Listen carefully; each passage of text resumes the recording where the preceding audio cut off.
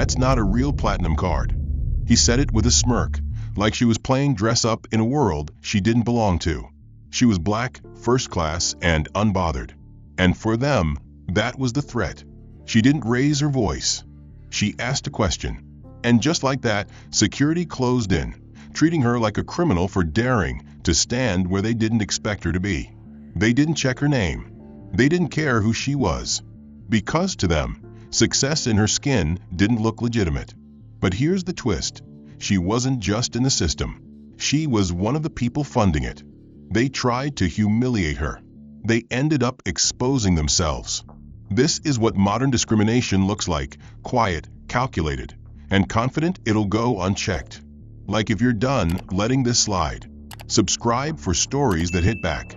And comment where you're watching from, because this fight isn't local. It's everywhere. Alana Pierce adjusted the sleeve of her cream-colored blazer as she stepped out of the sleek black sedan and onto the curb of Atlanta International's Terminal A beside her. Julian straightened his tie and exhaled slowly, the late morning humidity settling on his collar.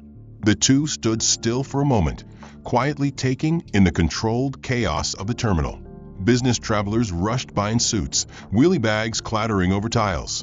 Families herded children and luggage toward security checkpoints. Alana's grip tightened slightly on the polished leather handle of her suitcase. They had planned this trip for weeks.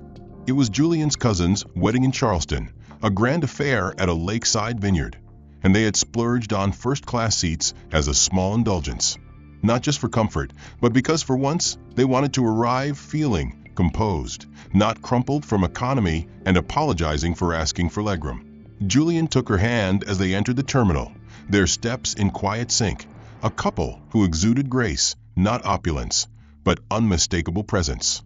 The Delta Priority check-in area wasn't crowded, but the tension found them before the first word was exchanged.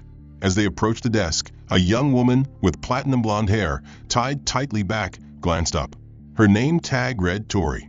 Her lips barely curved into a greeting before her eyes dropped to Alana's suitcase and then back up, lingering just a moment too long.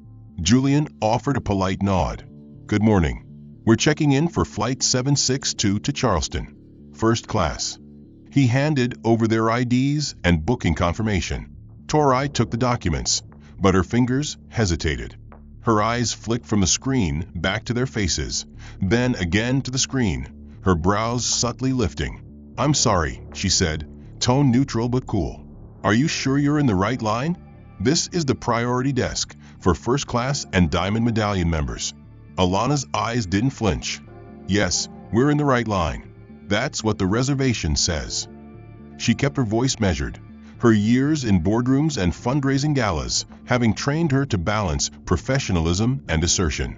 But she didn't miss the micro-expression of skepticism that crossed Tori's face, nor the way her fingers moved just a bit slower over the keyboard than they had for the man in the tailored navy suit ahead of them. Julian leaned forward slightly. "Is there an issue?" he asked, polite but firmer now. Tori smiled, but it was the kind that smoothed tension without ever addressing it. "No issue, just verifying." But her tone told a different story. A second agent, a tall man named Derek with a clipped fade and an overconfident posture, approached with a to-go coffee in hand. "Everything good here?" he asked Tori without looking at Alana or Julian. "Might be a payment mismatch," Tori muttered just loud enough for them to hear. "Or maybe a glitch." Julian frowned. "Glitch? I confirmed this yesterday. Twice." Derek finally looked at them. His smile was thin and patronizing. "Sometimes the system doesn't catch third-party bookings right away. Happens a lot with promotional fares." Alana's jaw clenched, but she remained composed. "We didn't book through a promotion," she said. "This reservation was made directly through Delta's Executive Platinum Concierge line." That detail usually shut down any assumptions. But not today. Tori continued typing with exaggerated slowness. Derek took a sip of his coffee, glancing again at their attire, at Julian's modest yet well-fitted linen blazer, at Alana's minimalist handbag. It wasn't just doubt. It was quiet disbelief wrapped in faux courtesy. "Have you flown first class before?" Derek asked suddenly, too casually. like someone testing the authenticity of a Rolex they didn't believe belonged on your wrist. Julian blinked. "Excuse me." "Just asking." Derek shrugged, hands up. "Sometimes the process can be a little different from economy. Want to make sure you're set." Alana took a breath. "Yes, we're familiar with the process. We've flown it dozens of times. If there's a problem, please say so plainly." Tori didn't answer. She pressed a few more keys, then clicked her tongue. "It's just taking a moment to verify," she said. "These things happen, especially with less frequent flyers." The silence between the four of them thickened. Julian's hand slowly closed over the handle of his carry-on. "We'd like to speak to a supervisor," he said calmly. "You're welcome to wait," Derek said with a half-smile. "But it might take a while. Most of them are busy handling actual priority guests." That did it. Alana didn't raise her voice, but her tone sliced through the stale airport air. "If you define priority by assumptions and appearances, then you've already failed your job. We've paid for our seats. Confirm them. Or give me a reason, in writing, why you won't." The statement hung in the air. Derek blinked, caught off guard. Tori looked away. Neither responded for a long moment. Eventually, Tori handed back their IDs, still avoiding eye contact. "You can proceed to security. I'll finalize things while you're boarding." It wasn't an apology. It was an admission that they had been wrong. Wrong to judge, wrong to delay, but not brave enough to say it aloud. As Alana and Julian wheeled their suitcases toward the TSA checkpoint, Julian murmured under his breath, "We're not even past check-in, and they've already tried to erase us." Alana nodded. "Let them try. We came to show up, not to shrink." And as the sliding doors closed behind them, the real journey was just beginning. The moment Alana and Julian cleared security and approached the gate, there was an unsettling familiarity in the expression of the agent who scanned their passes. His eyes paused a second longer than necessary on the screen, then darted up toward Alana, then Julian, then back to the device in his hand. "Just one moment, please," he said in that rehearsed tone gate agents used when something was off, but they didn't want to cause a scene. Yet, Julian frowned, shifting slightly so he could see the screen. "Is there an issue with our tickets?" The agent didn't answer immediately. He typed a few keys, then picked up the phone beside him, turning his back as he mumbled into the receiver. Alana exchanged a look with Julian. "It's starting again," she murmured. A supervisor in a navy blazer appeared moments later. She was older than Tori and Derek, her demeanor calmer, but her face already braced for escalation, even though none existed. "Hi, I'm Heather. Could I ask you both to step aside with me for just a moment? There's been a small discrepancy with your booking." Alana raised a brow. "Discrepancy? We've already checked in.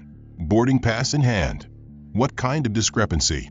Heather offered a diplomatic smile, the kind that smoothed over potholes without ever filling them. "It seems your transaction isn't registering properly in our system.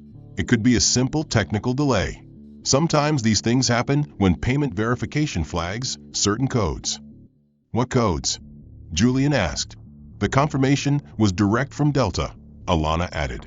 "I even have the email from your executive platinum concierge confirming seat 2A and 2B. Would you like to see it?" Heather nodded. "Of course, just to be thorough." Alana pulled out her phone and opened the email with practiced precision, holding it forward so Heather could read. The woman scanned it, lips pressed together, then handed it back. "Appreciate you showing that. It does help. But unfortunately, our system is currently showing the payment as pending review." "What does that mean?" Julian asked, his voice clipped. "Did the charge not go through?" "That's the thing," Heather said delicately. "The charge did go through initially, but it looks like the account was flagged for possible irregular activity. It's possible your bank placed a temporary hold as a fraud precaution." Alana blinked. "I just used the same card this morning to pay for valet. No holds." Heather hesitated. "Then it may be best to contact your financial institution directly. Sometimes they require additional authorization for large purchases, especially if the card hasn't been used recently for high-tier travel. They tend to err on the side of caution." The implication was clear. They didn't trust the card. Or more accurately, They didn't trust her using that card. Julian's expression hardened. Are you saying we're being pulled from this flight because you think our card is stolen? Heather raised both hands. I'm not saying that. It's just a procedural safeguard. Happens all the time. Tori, who had reappeared by the edge of the counter like a shadow returning to its source, added smoothly, this kind of thing isn't unusual when certain cards exceed expected activity. She smiled as if that softened the insult. Alana turned to her, tone steady. Expected by whom? I'm just repeating what we see in the system, ma'am, Tori said with a shrug. It's not personal. But it was. Every syllable was personal. The way her voice carried that rehearsed sympathy that didn't match her eyes. The way her mouth lingered too long on certain cards. So what are you suggesting we do now? Julian asked. Miss the flight, sit in the corner, and wait for your systems to catch up with our bank? Heather offered the polite solution. If you can contact your bank and they confirm the transaction, we may be able to reinstate your boarding status before final call. Otherwise, we'll unfortunately have to mark your seats as vacant. You're going to unseat us because your system glitched and made an assumption? Alana asked, incredulous. We paid nearly $1,400 per ticket. That's not a promotional fare. That's full price, direct purchase. Heather nodded. And we recognize that. But until the authorization clears, she trailed off, not needing to finish. Julian pulled out his phone and started dialing the bank's 24-hour line. Alana stared ahead, her jaw clenched. Then, a new voice joined them, Derek. He stepped out from behind a side desk with a clipboard in hand, pretending to check manifests. You know, he said with mock thoughtfulness, sometimes guests forget that first-class purchases, especially on peak flights, trigger layered security checks. It's just protocol. You mean when people like us show up in the wrong seats? Alana said, eyes locked on him. Derek didn't respond. Tori, meanwhile, glanced at the screen again. Looks like the hold was triggered due to an exceeds expected range flag on the card, she said casually. You might want to talk to your bank about increasing your limit, or at least setting better travel alerts. That did it.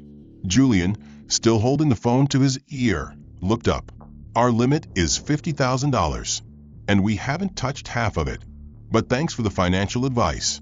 The edge in his voice was sharp now, unfiltered. Alana didn't speak. She didn't need to. Her silence radiated. Not submission, but fury controlled like a drawn arrow, waiting for release. The rep said the card is fine, Julian said suddenly, pulling the phone away from his ear. No holds. No flags. The authorization went through an hour ago. He showed the call log, the timestamp. They say your system's outdated. Their record shows successful payment. So either your system is wrong or you're lying to our faces. Heather glanced between the two agents. Check again, she instructed Tori, this time with a tighter voice. Tori's fingers moved reluctantly over the keyboard. Then she paused. It's there now, she said. Must have just updated. How convenient, Alana murmured. We're back on the flight? Yes, Heather nodded. Though you'll need to move quickly. Final boarding is in 15 minutes. Of course, Julian said. But as they turned to walk toward the gate, Derek's voice floated behind them one last time. Still, might be a good idea to keep your spending in check. You never know who's watching. Alana stopped walking. Just for a second. She didn't look back. She didn't reply. But the silence that followed her was louder than any comeback. The kind of silence that meant this wasn't over. Not even close. Because what had started as a mishap was... Alana and Julian had barely taken 3 steps toward the boarding gate when a uniformed figure appeared from the far left corridor. The man was tall, broad-shouldered, and moved with that deliberate, clipped pace that security personnel mastered. The kind that said don't ask questions, just comply. His name tag read L. Durbin, and the moment he reached them, he positioned himself squarely in their path. Mr. and Mrs. Pierce? He asked, though his eyes were already scanning their posture like a threat assessment algorithm. We've had a report of disruption at the check-in counter.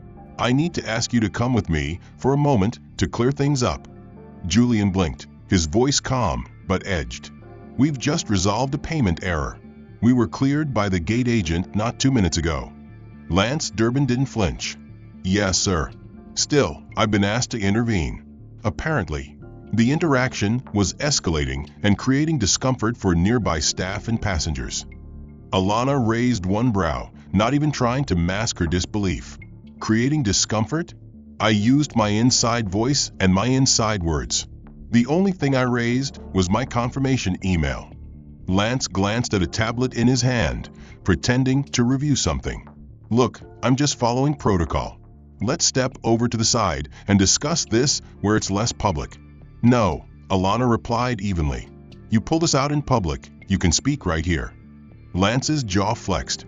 Ma'am, I'm trying to de-escalate the situation. There is no situation, Julian interjected. We have boarding passes in hand. We've been cleared by your own staff. And unless we're being detained for something, we're getting on that plane. Other passengers in the terminal began to slow down as they passed, heads turning ever so slightly, eyes scanning the scene as if waiting for a cue to pull out their phones. That was the danger of moments like this. It could turn with a single phrase. Alana knew it, Julian knew it, and Lance knew it too. Sir, Lance said now, voice dipping into the dangerous calm of a warning. I'm asking you politely not to raise your tone.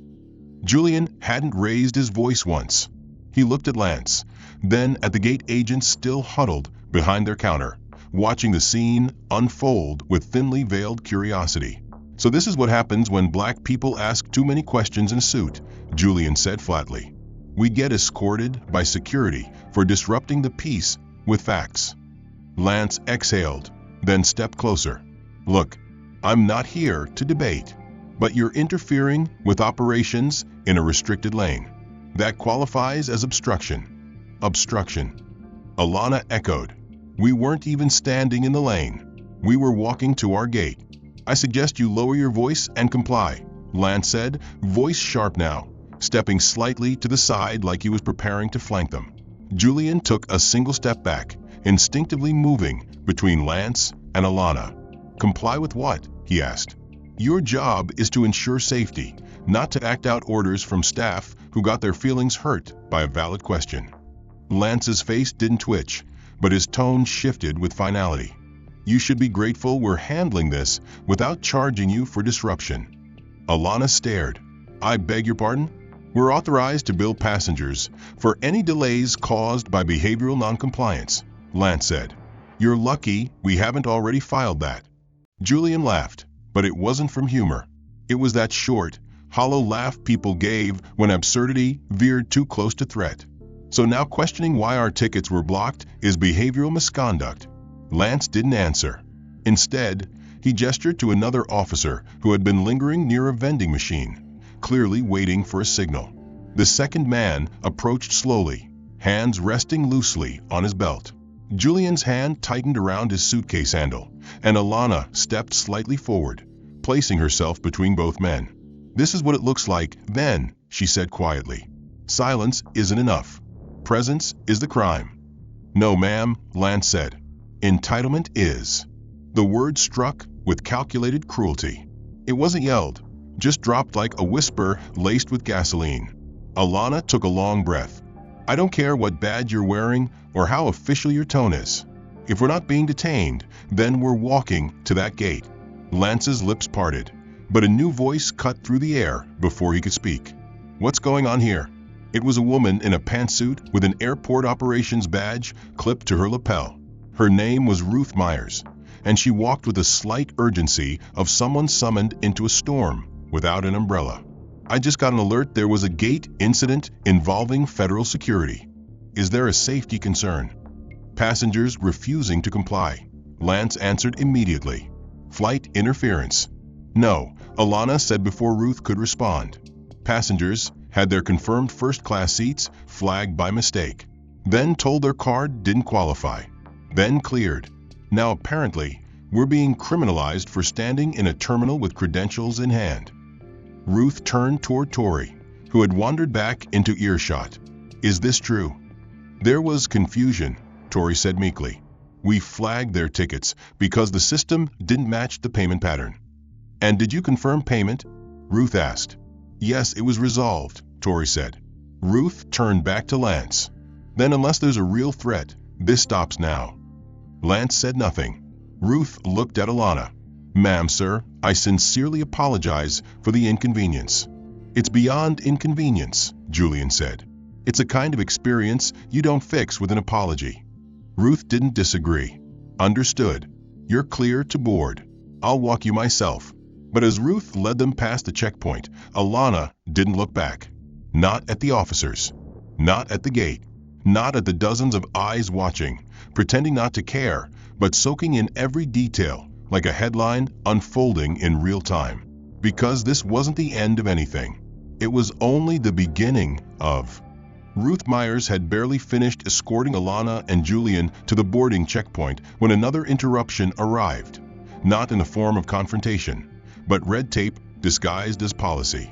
A senior agent stepped in with a clipboard, murmuring something to Ruth in hushed tones that made her brow tighten again. I'm so sorry, Ruth said. Her voice lined with fatigue more than irritation now. There seems to be one final check required from our tier verification system. It'll just take a few minutes. We need to confirm your elite status with Delta's central database. You're joking, Julian said quietly, his tone sharp but tired. We just proved payment, confirmed identity, and cleared security. What's next? A DNA swab. Alana's hand went to her wallet, pulling out a sleek silver and black card with a holographic Delta crest. This is my SkyFirst Platinum Elite card, she said, extending it calmly. Issued directly by Delta's executive tier division. It's not new. I've had it for 5 years. Derek, who had returned from behind the gate counter like a ghost that refused to stay buried, took the card without a word, inspected it with performative scrutiny, then handed it back with the kind of smirk that soured instantly in the air. Some of these get issued through outreach programs, he said flatly. Corporate diversity engagement tiers. They don't always hold the same boarding authority as standard-issued elite memberships. The words didn't hit like an insult, they hit like a verdict. Julian froze. Alana didn't blink. Did you just suggest that my Platinum Elite status is a handout? She asked. I'm just saying some cards look the same, but don't carry the same privileges, Derek shrugged, eyes scanning for anyone senior enough to override him. Ruth interjected, visibly unsettled now. That's not accurate, Derek. Tier status is verified through the same database, regardless of how membership is initiated. I'm aware, Derek said, voice tight, but the system still flagged this one as secondary. Secondary to what? Alana asked. To whose standards? It's not personal, Derek replied, already beginning to turn away. Just protocol. That word again. The empty armor used to justify systemic slight. Where do you want us to wait? Julian asked, his voice controlled but firm. Ruth gestured toward a side alcove past Gate 18, a small waiting area often used for standby flyers and overflow passengers. It wasn't first class. It wasn't even general boarding. It was the gray zone, unannounced, unacknowledged, and usually invisible to travelers with status. We'll notify you the moment things are resolved, she added. But even as she spoke, the apology in her eyes deepened. Alana and Julian wheeled their luggage over to the section. It was nothing more than a few square feet near a vending machine. No seating, no announcements, no digital screen, just a low wall and the occasional gust of recycled airport air. There were no airline staff in sight, just the distant hum of overhead calls and boarding notifications that didn't include their names. 10 minutes passed, then 20. No update, no staff. Julian paced slowly, his phone in hand, refreshing the flight status page every few seconds.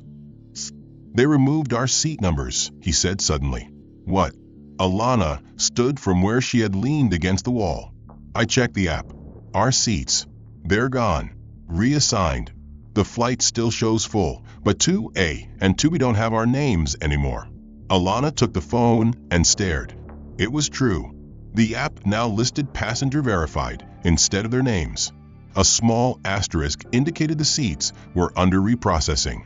They dropped us, she said, her voice low. Without notice. Without explanation. We paid. We were cleared. We have proof.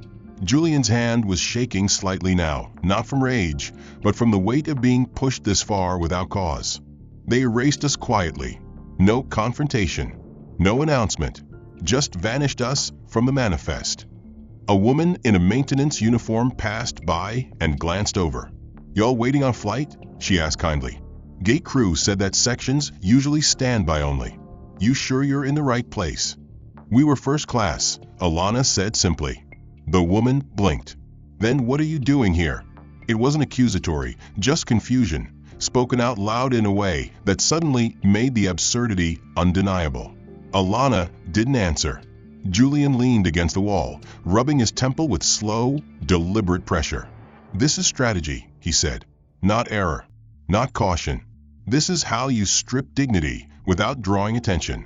You do it off mic, in a corner, where no one sees them fall." Alana nodded slowly, her mind spinning, not with fury, but calculation.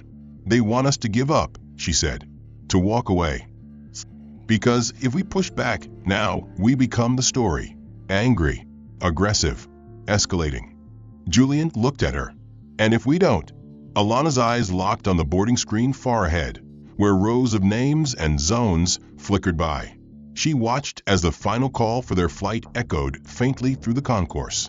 Their names never spoken. Then she pulled out her phone, opened her calendar, and scrolled to a saved contact under a label that read, Delta Board Liaison Internal Affairs. She didn't press call. Not yet. But her thumb hovered, and her voice, when she finally spoke, was quiet enough to be missed by the crowd, but clear enough for Julian to hear. "They removed us from the list," she said. "Now, let's see how long they stay on mine." Alana stood with her back against the cold tile wall, her arms crossed loosely, but her jaw tight with tension that now had more layers than she cared to count.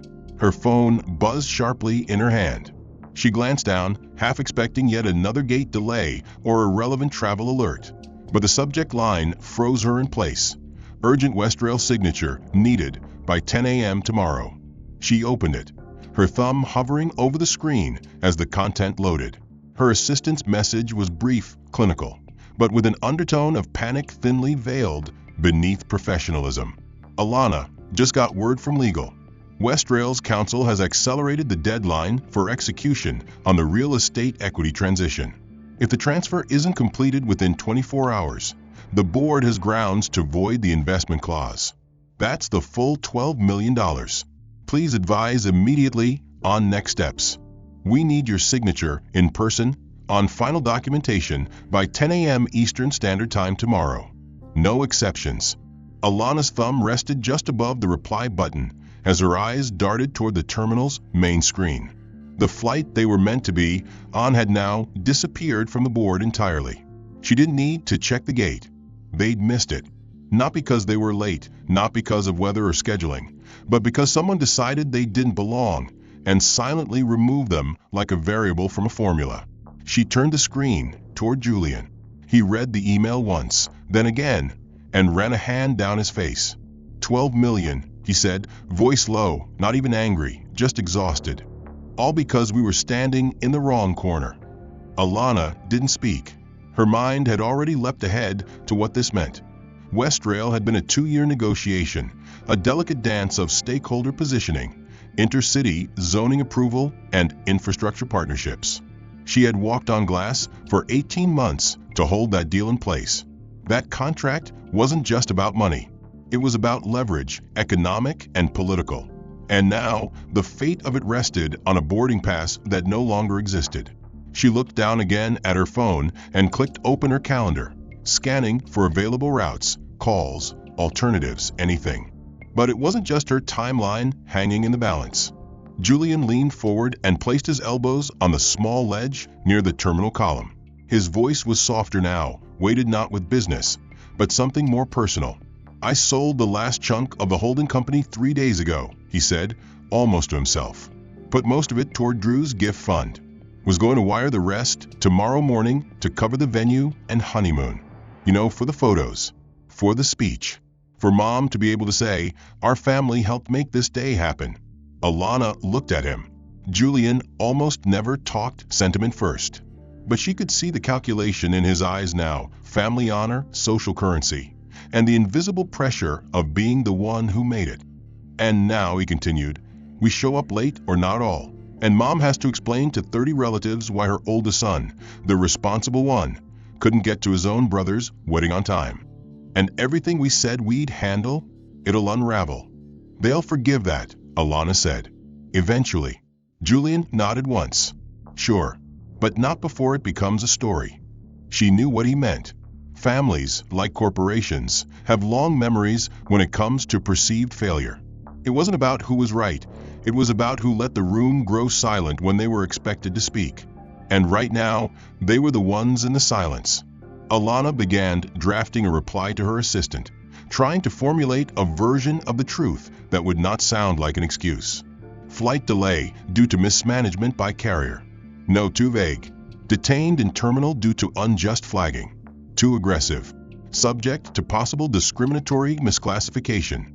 Request immediate legal contact with Delta's general counsel. Better, but it still tasted like defeat. We need a way to Charleston tonight, she said aloud. Flight, train, car. I don't care if I have to charter a jet off Craigslist. We're not missing this. Julian pulled out his own phone, already scrolling through rideshare apps and flight aggregators. There's a red-eye out of Charlotte, connects through Miami, gets in by 7 a.m. tomorrow. But we'd have to drive to Charlotte 3.5 hours minimum. And no guarantee they won't pull this again at the gate. Or worse, Alana muttered.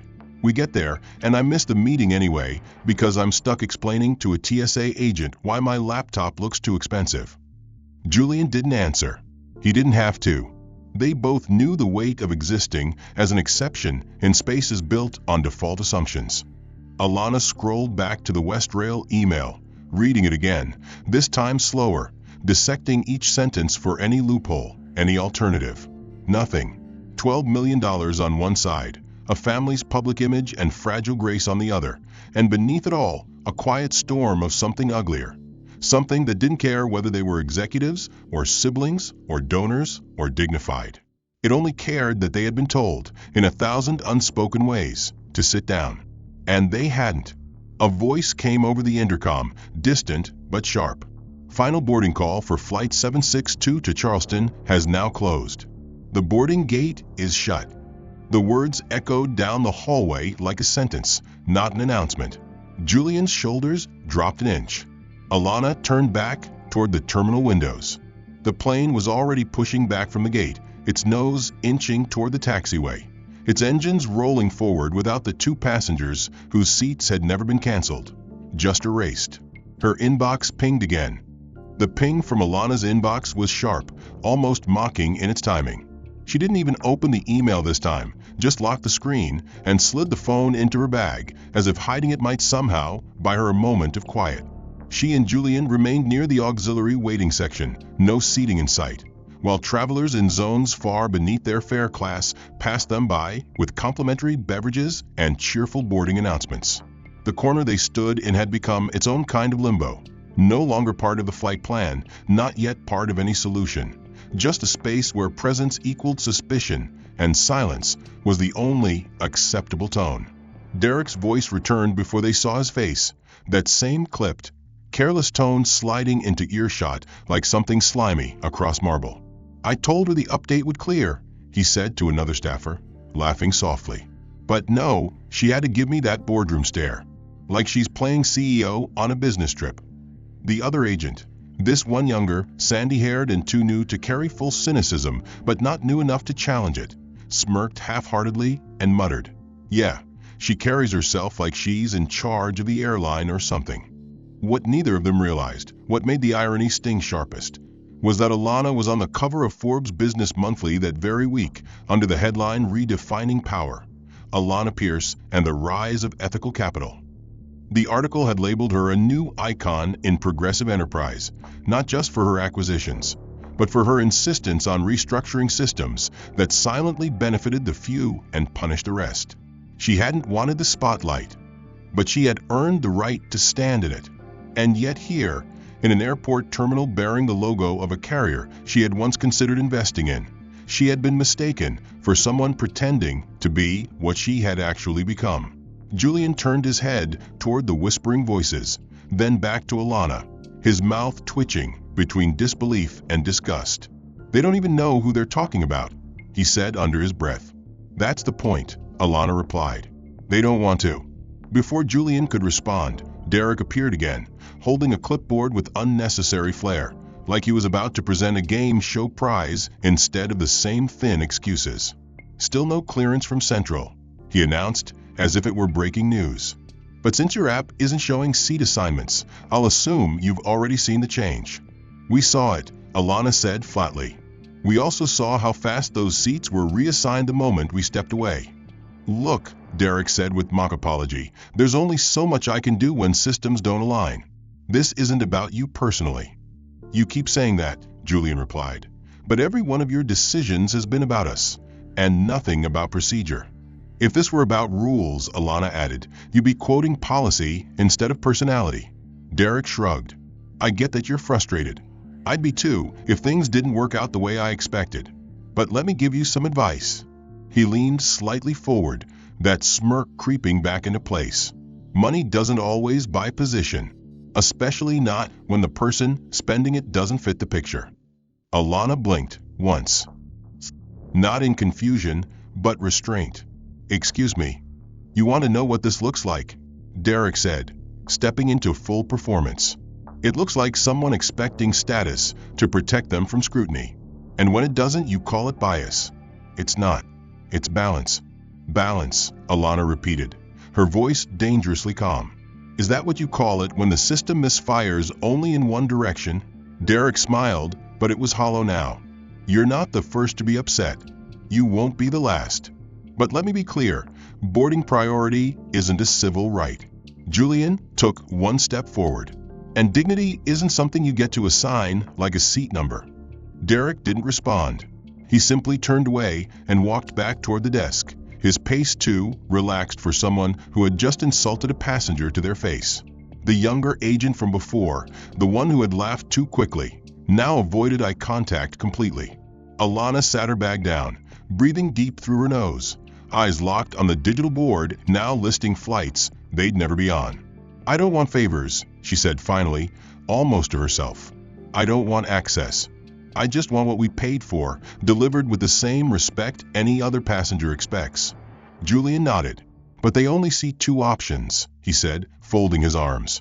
"Silent or suspicious. If you ask for more, you're either entitled or dangerous.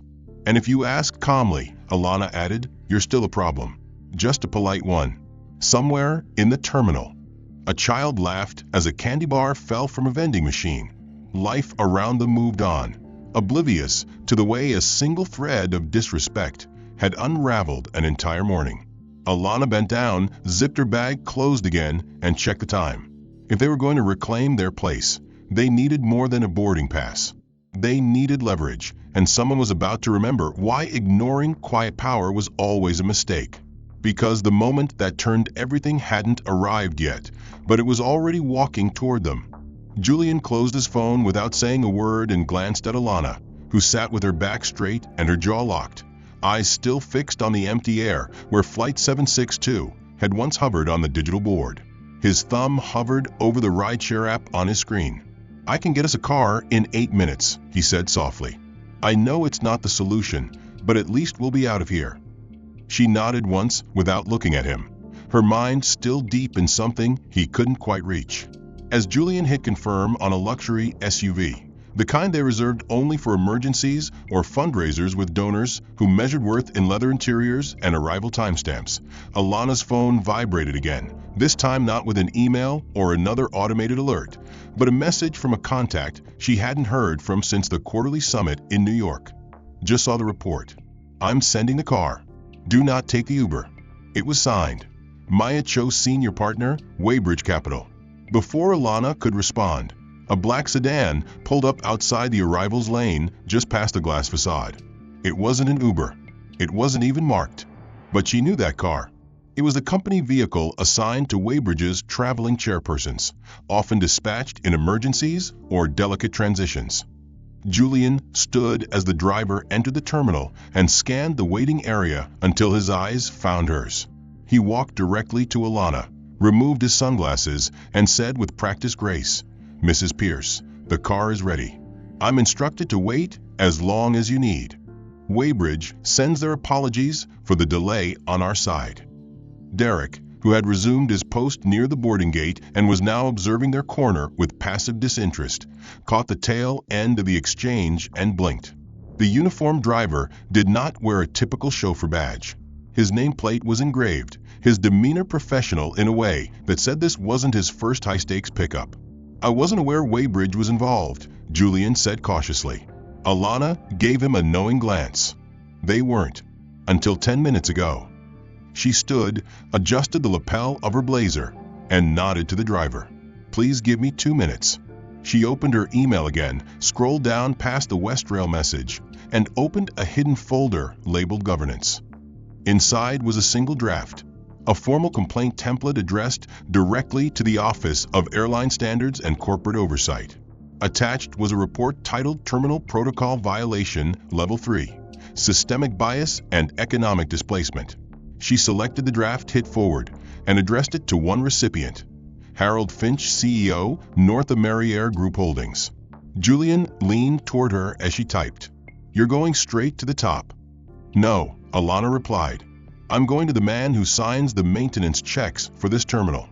The email included attachments, footage from their terminal wait, screenshots of their canceled seat numbers, and copies of the staff roster that her assistant had quietly pulled from the public records database.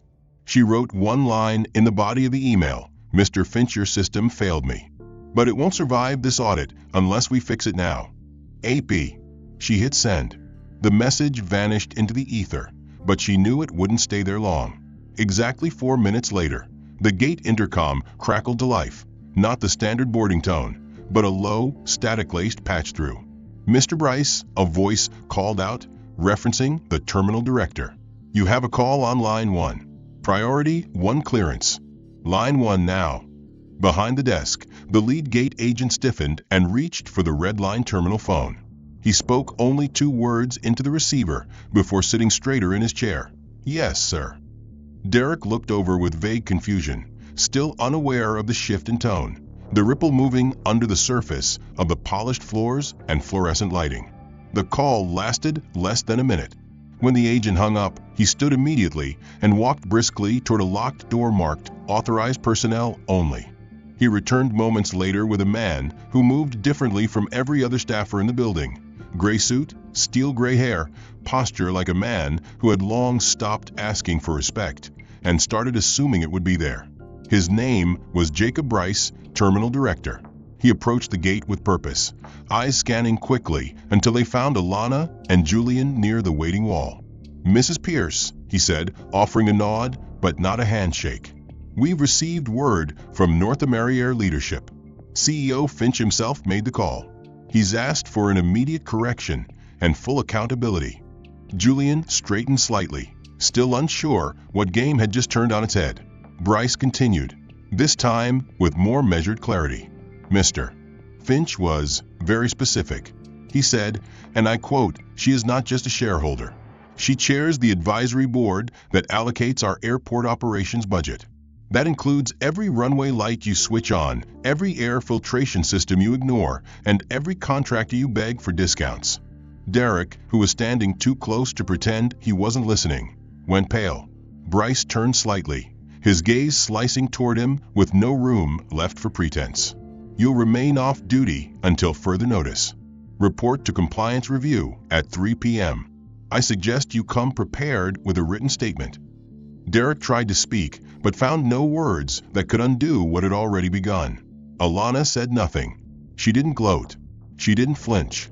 She simply met Bryce's gaze with a calm that had cost her years to master. "We'll be leaving now," she said. "We have somewhere to be." Bryce nodded. "There will be a follow-up. I'll see to it personally." The driver opened the car door outside as Julian gathered their luggage. Alana walked past the gate, past the corner where they had been made to wait, past the empty counter where her name had once been erased from the system, and straight toward the sedan that waited with quiet power humming beneath the hood. As the car door remained open and Alana prepared to step inside, Another figure appeared at the edge of the terminal's executive access corridor. He wasn't rushing, but his stride was clipped with urgency and calculation, like a man who knew he was arriving late to a conversation already spiraling beyond his control. His name was Charles Redman, Airport General Director, and his face was a polished mask of concern layered over panic. He reached the vehicle just as Alana placed one foot inside. "Mrs. Pierce," he called out, his voice smooth but slightly breathless. "A word, please, if I may." She paused, one hand on the doorframe, then turned her head just enough to acknowledge him. Julian remained silent behind her, suitcase handle still clenched. Redman approached, offering a slight bow of the head that didn't match his title. "I'd like to personally extend my apologies for today's events. There appears to have been an unfortunate lapse in coordination. I've already initiated an internal review." Alana met his gaze with composed indifference. "An internal review?" she echoed, not as a question, but a challenge. "Yes," Redman continued, adjusting his tie. "We'll handle it discreetly. The agents in question have been flagged, and retraining will be mandated. I assure you this is not reflective of our airport's core values." "Discreetly," Alana repeated, this time with a sharper tone. "Because that's worked so well for the other passengers I imagine you never heard from." Redman hesitated.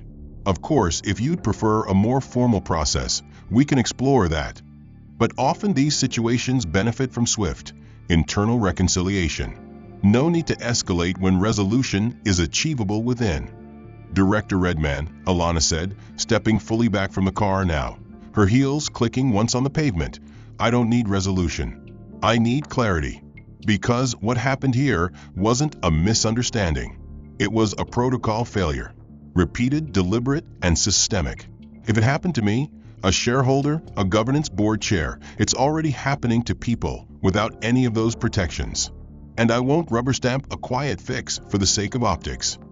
Redman's mouth parted slightly, but Alana raised her hand before he could speak again. "This will not be handled internally," she said firmly. "I want a formal report filed with the Department of Transportation's Aviation Ethics Unit. I want all logs of today's flight manifest access reviewed and timestamped. And I want full audio from Gate 23A security feed submitted to independent counsel for review.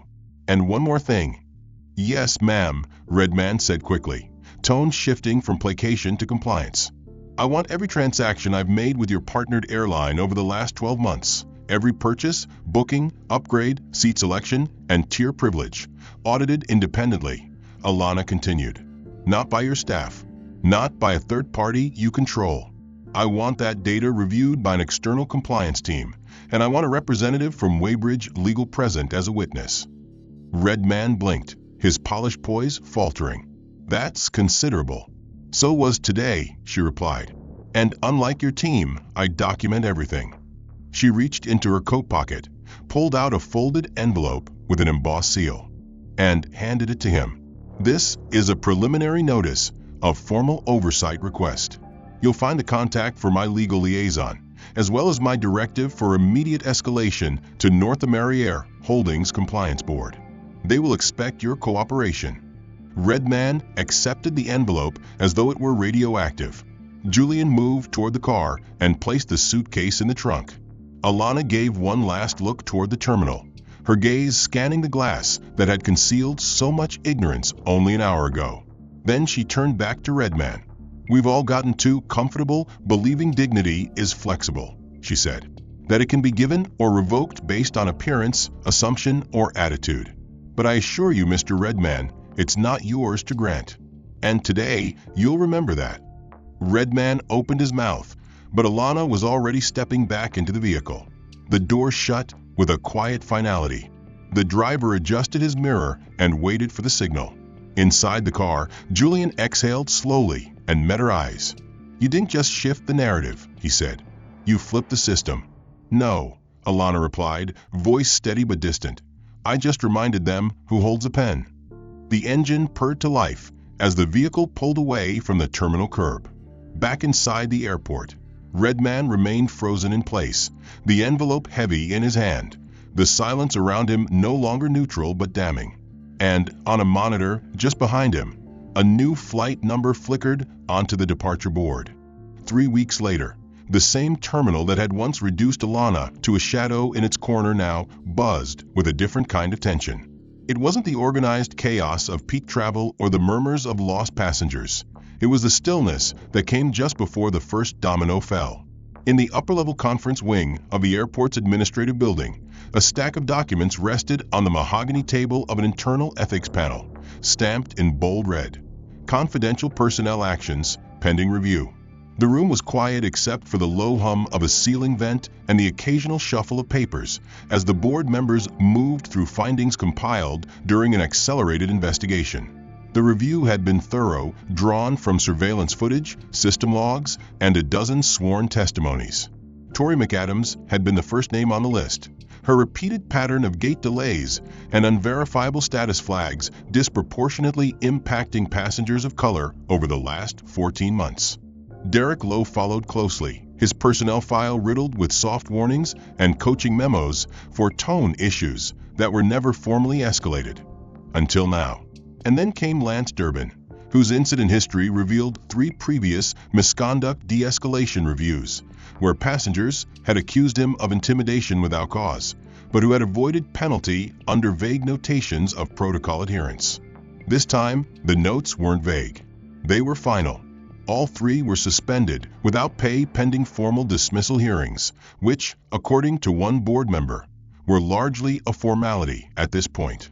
Word spread quickly within the terminal ranks. Tori didn't return for her next scheduled shift. Derek cleaned out his locker before the security escort arrived. Lance never spoke a word as he handed over his badge. But the consequences didn't end there. At a press podium just outside the operations wing, with reporters gathered behind velvet ropes, Airport Director Charles Redman stood before cameras with the unmistakable look of a man already carrying his own resignation letter in his inside jacket pocket. The media had latched onto the story not because of Alana's name, but because of the audit her experience had triggered. The forensic investigation revealed a pattern of discretionary boarding denials, unjustified ID challenges, and seat reassignment anomalies spanning back 5 years. Data cross-referenced against surnames, skin tone descriptors in internal memos, and travel tier discrepancies had painted a picture too damning to reframe as coincidence. Redman's resignation was announced as a voluntary departure for personal reflection, but behind closed doors, the board had demanded it. He would leave with no severance, and a black mark on his industry standing that would follow him long after the cameras shut off.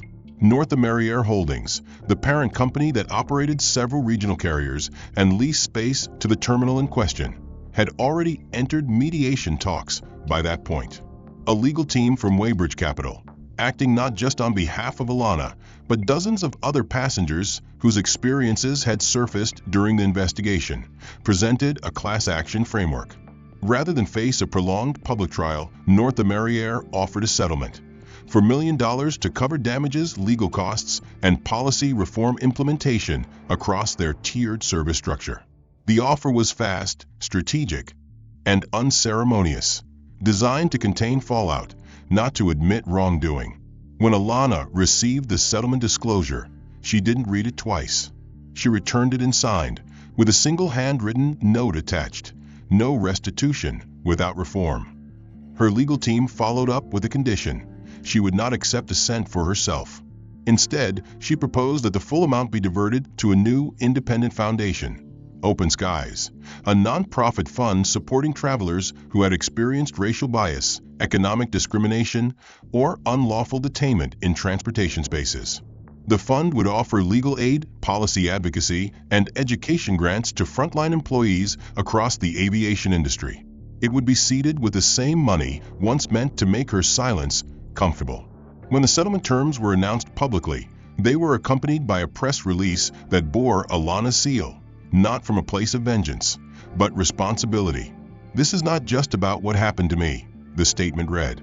"This is about a culture that asked me to endure quietly, pay fully, and accept less, because I didn't look like the image they built their loyalty campaigns around.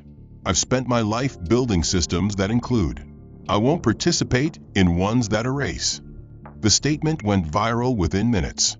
But more importantly, it landed on the desks of senior leadership teams across every major airline in North America. Flight crews began receiving updated training modules within the month. Bias audits became standard policy at multiple international terminals.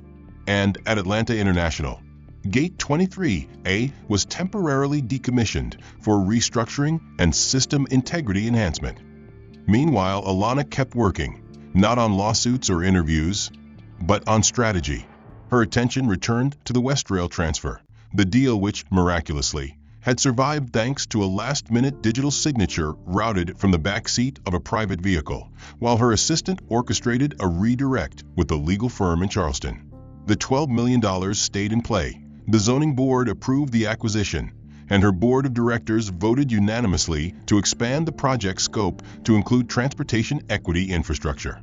Julian, ever supportive but watchful, reminded her to rest.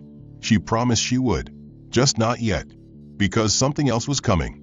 And it wasn't about lawsuits or statements or retaliation. It was about what happens when people begin to realize that their story isn't an outlier. It's a pattern. And patterns, once exposed, demand not just apology, but reconstruction. And from a silence that once surrounded her at Gate 23, a new kind of momentum had started to build.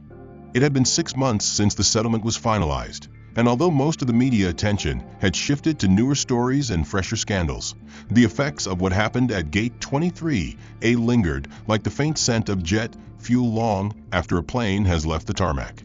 The Open Skies Foundation had already funded over 24 legal cases, launched a traveler advocacy helpline, and begun formal partnerships with 5 major domestic airlines to overhaul their employee bias training programs. One of those programs, now in its 3rd phase, was hosted weekly at a modest community center in southwest Atlanta, far from the terminals and boardrooms, but close to where change always begins, on the ground.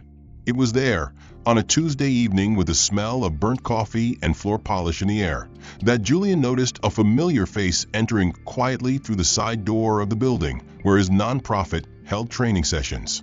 Lance Durbin looked nothing like the man who had once squared his shoulders in an airport terminal and spoken with authority he hadn't earned. He stood now with his hat in his hand, plain clothes replacing the uniform he'd worn like armor, and humility softening the angles of his posture. Julian rose from a folding chair and walked over to him. "Mr. Durbin," he said calmly, not warmly, not coldly, just present. Lance nodded. "Julian, I didn't expect you to be here this evening." "I founded the program," Julian replied. "I try to be here every week." Lance hesitated, then handed him a worn envelope. "This is my application for the security role at the downtown center. I know it's probably not my place to ask, not after everything, but I'd like to earn it. I've already completed the 40-hour re-entry training, and I've started the restorative justice course on my own time." Julian took the envelope and scanned its contents. Lance continued, "I also want to volunteer after hours. No pay. I just want to learn how to serve, not control. I've learned more in the last 6 months than I ever did in a decade wearing that badge." Julian held his gaze for a long moment, then offered a slight nod. "We don't believe in perfect resumes here, only honest ones. Come back Thursday for orientation." The gratitude in Lance's eyes was subtle, but unmistakable. He didn't reach for a handshake. He just nodded again and left the room quietly, like someone beginning a new chapter that didn't need a spotlight to matter. Elsewhere, in a quiet residential suburb just outside of Smyrna, Georgia, Alana sat on her back porch, surrounded by the stillness of early morning. A thick envelope sat on the wicker table beside her coffee cup, the handwriting on the front neatly looped and unmistakably careful. She opened it slowly, unfolding the single sheet of lined paper. The letter was handwritten in blue ink, and began with a salutation that immediately set it apart from the dozens of digital apologies she had received. "Dear Mrs. Pierce," it read, "I've started this letter many times and deleted every draft. I figured if I couldn't say something that felt honest, I shouldn't say anything at all. So here it is. I'm sorry." The letter continued, the words more hesitant in the beginning, then steadier as it went on. When we met, I thought I was doing everything right, following protocol, upholding standards. I thought I was defending structure. But the truth is, I was defending my comfort. I looked at you and didn't see your name, your title, your experience. I saw something unfamiliar, and instead of questioning my own assumptions, I questioned your right to belong. That was my failure, not the system's, not the scanner's, mine. Alana paused, fingers resting gently over the page. The lines continued. After my suspension, I completed the mandatory cultural competency training. But I didn't stop there. I signed up for every voluntary session too. And somewhere between the worksheets and the uncomfortable truths, I realized I'd been living inside a frame I didn't build, but still chose to enforce. You broke that frame, not with yelling, not with threats, but by refusing to shrink. You let people see it for what it was. And because you didn't stay quiet, I had to look at it too. The signature at the bottom was small but sincere, Tori McAdams. No official title, no empty phrase about growth or corporate values. Just a name, a person. Alana folded the letter slowly and slid it back into the envelope, then leaned back in her chair, the sky above her softening from gray to blue as the sun pushed higher. Julian stepped outside, coffee in hand, and sat across from her. "You okay?" he asked. Alana nodded. "I think she meant it," she said. Julian took a sip from his cup and looked out over the lawn. "Then that's something rare, worth holding on to." Alana said nothing for a moment, then picked up a pen from the table and wrote one word across the front of the envelope before placing it inside a small wooden box she kept for notes that mattered. The word was simple: witnessed. Later that week, during a quarterly board meeting for Open Skies, Alana shared the letter, not as a spectacle, but as a sign. "We don't measure success in dollars," she told the board. "We measure it in reversals. In the moments when someone who used to enforce silence decides instead to listen, to shift, to stand beside instead of in front." Around the table, heads nodded, not out of obligation, but understanding. The kind of understanding that comes when a story doesn't end with victory. It ends with renewal. Because some stories don't need to be rewritten. They need to be reread, this time with open eyes. And as Alana closed her notebook and the meeting adjourned, she knew the final chapter hadn't been written in the terminal that day. It had only just begun every time someone decided not to look away, not to stay quiet, and not to accept a world that asks you to shrink in order to fit. If this story made you feel something, anger, recognition, maybe even hope, don't let it stop here. Hit like if you believe dignity shouldn't be negotiable. Subscribe if you want to see more stories that don't just entertain, but challenge how we see the world. What part of Alana's journey hit you the hardest? And where are you watching from right now? Drop a comment below. I read every one. Your voice matters too.